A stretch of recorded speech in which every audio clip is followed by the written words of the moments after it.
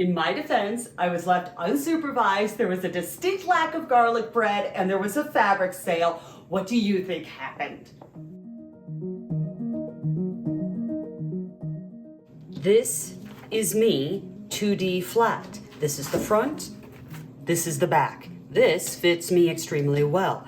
I am going to take this, combine it with directions on how to make that skirt. And when I say directions, what I mean is there's a tiny drawn picture that I am going to follow.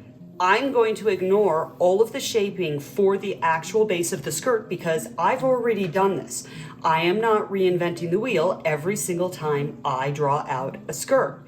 The only thing that I change from my 2D format of me is when there is something like a pleat that is added or a flare that is added. That's it.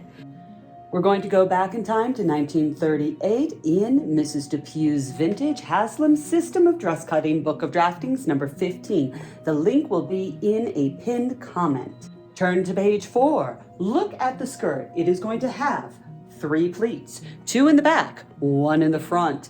And I am very excited about the potential of decorative seaming on this dress. I want 2 tiny little pockets that are completely not functional for anything important at all, other than being pretty. I want an easy flare at the bottom, fitted. And I'm not sure that I'm gonna go out the full 2. I think actually this is gonna be more gentle. So I'm going to follow no more than 2 inches. I need to remember that I'm coming up ½ an inch, so I need to actually aim here and try to do a little bit more of an eyeballing of what actually looks nice here. And remember, when you're doing your edges where you know there's going to be a seam, the more of a right angle that you can create, the easier it comes together. This will be about a little over 1.5 inches. 1.5 inches on this side will be 1.5 inches on the other side as well, which means that I've now added 3 inches of oof at the bottom, and then there's the pleat, and now we're gonna work on the back end. It really was that easy. This is exciting. This is the skirt back. This has a mild shaping in, so if you try to put this on, let's say, you can start seeing it come in here. This is the hip. I always plan on having a seam down my back with the zipper in the back because I have a hip dip, which means that if I put a structured anything on my hip, I end up with this weird thing that is going on because of a lack of actual structural support that my body does not have. I'm not gonna fight it. I'm not here to fight my body. I'm here to work with it. So, the skirt front shows the added pleat in the pattern. The back does not, and it wants me to trace out the skirt back flat 2D me, cut, and space 4 inches. That way I have a pleat over my knee and a pleat over my knee and not a pleat in the back. If you want a pleat in the back, you gotta hit the center instead of in the middle. And this pattern does not show the added in pleat area. It just says cut and space apart 8 inches for an inverted pleat. Fantastic, let's make that happen.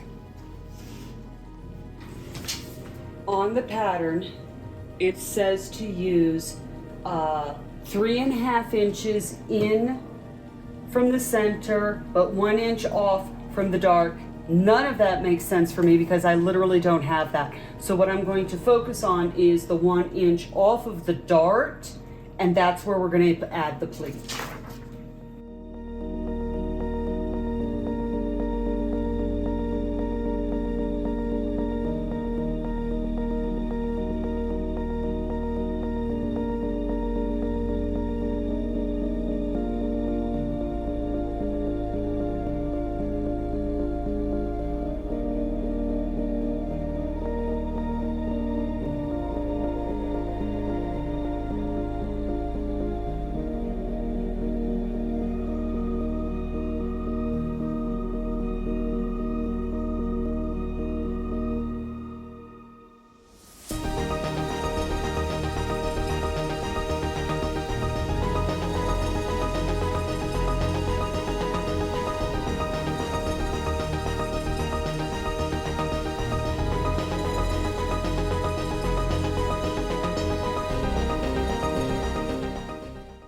if you're going to put this much time, effort, and money into sewing anything, you need to iron.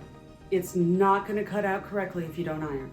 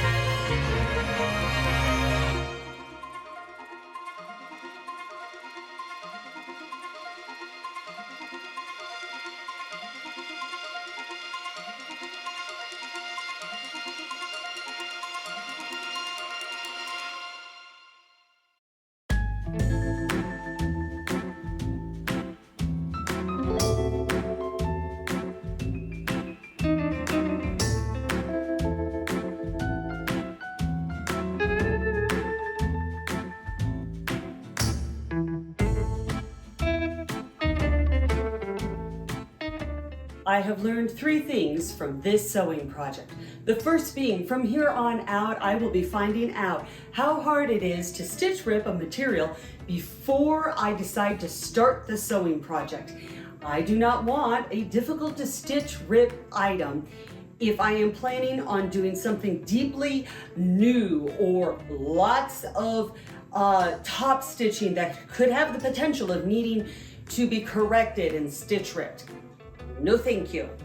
Number 2, I will be double checking from here on out that a pleat does not in fact land over or overlapping into where the zipper is. I made a mistake. I cut out a 9-inch pleat, not an 8-inch pleat, and it didn't quite fit. It was like this, and the amount of finagling cost me way too much time. I will not be doing that again. Number 3, I still suck at zippers. I'm working on it.